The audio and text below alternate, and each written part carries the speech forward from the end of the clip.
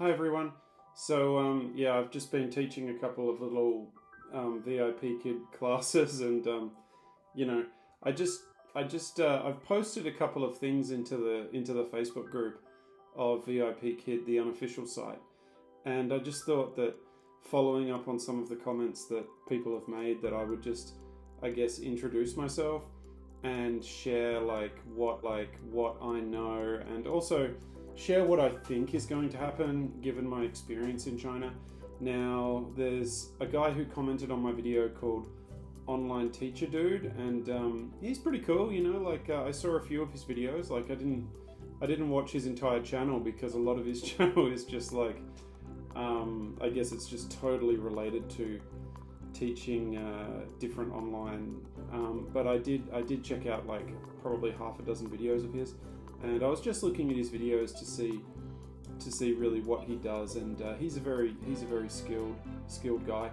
He had a live chat with somebody from China, and I thought that yielded a few insights. But I just want to share what I believe as well could happen, given my nearly 10 years of experience in this country, in China, where I am now. So everybody has, or not everybody, but if you've been following my posts on the if you've been following my posts on Facebook, I've just been basically every time I get a piece of information, I just share it. I don't necessarily I'm not, I guess, hesitant to share information. I'm not very secretive. I just want to share information with the VIP teaching community. So that's what I've been doing. I understand that a lot of American teachers, and I guess that's the wrong word, but it is a lot of North American teachers, but a lot of teachers in other countries are feeling really despondent, maudlin, there's no hope for them. And yeah, I mean, I've been surprised actually at some of the reactions to my statements. I've just put little simple statements news that I've heard, and then I've had people kind of, I guess, attacking me in a way, or just questioning my sources, as if I would just get a kick out of joining some super obscure teaching group. I mean, when you're in the game, when you're actually teaching for Vipkid and you're teaching online and stuff, I guess it's something I didn't expect, but I guess you do expect it because it's the internet, But look, anyway, so what do I specifically know and what do I specifically believe will happen? Basically, I am of the view that Vipkid will be given another extension, and I'll explain why. And I also am of the view that Vipkid could potentially be allowed to resume using teachers from outside of China, and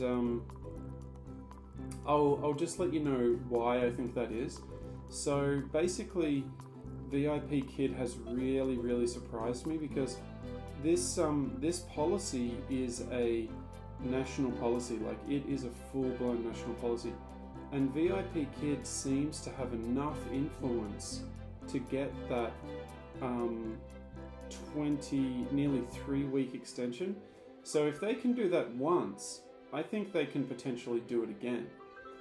And I think that one of the strategies that Vipkid is using is they're saying to these government guys, look, if you do it, if you allow us to keep operating, we can manage it. Because if you push the parents onto VPNs, that's what's going to happen. And then you get all of these parents with VPNs, and it becomes something that the government just has no control over, and the industry just goes completely underground. So I am of the view that we're going to be talking about this in 6 months' time, where further extensions have been given. Now, a lot of American teachers, or not a lot, but there's been a few people talking about China's taking over the world, or this is about English teachers, or this is about politics, or something like that. Personally, I don't think that that's correct. I think that there's been a lot of different impetuses for this policy, and I am in no way a supporter of the policy, and I'm not an apologist for any government policies, and I also am not privy to all of the information that led to this policy, but it is a policy that has affected Chinese people and Chinese teachers a lot more than it has affected foreign English teachers. It's not English specific. It's focused on all curriculum subjects. So it's science, all the sciences, chemistry, physics, biology, mathematics, even Chinese. You know, like it's not. That's the thing. Like it made me laugh because it's not legal. It's not legal. It's become illegal for Chinese students to have extra Chinese classes. So people need to understand that it's not focused upon English. It's not focused upon ESL. It's not focused upon foreigners. It's everything. And a lot of teachers in China have been really used to getting extra income from tutoring work. So it's affected a lot of people. It's impacted a lot of people. In this video, I don't want to talk about how I specifically feel about the policy, but it is a complex situation, and as Jesus Christ said, you have to render unto Caesar what is Caesar's. So the government has made that decision, and I have taught in some of these ESL schools for weekend classes, and some of them were pretty grim, and I just have to imagine that the ones that I were working in were probably a little bit better, or probably a lot better than some of the stuff that was happening in some of the smaller cities.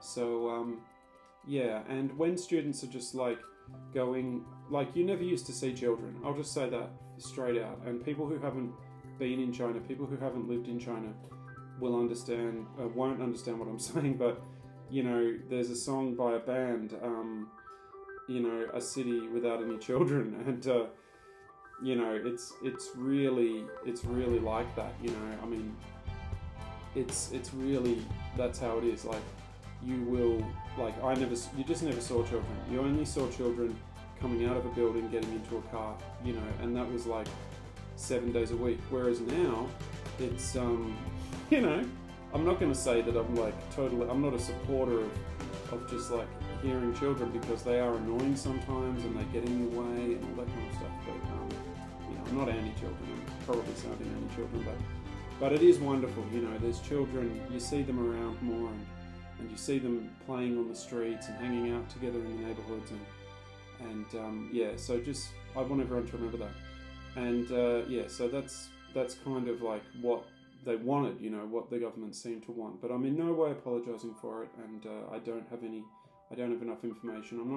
I'm not going to support a policy that causes my friends to lose their schools and causes people to lose their income. But at the same time, you know, what did Cat Stevens say? Where will the children play? Where do the children play?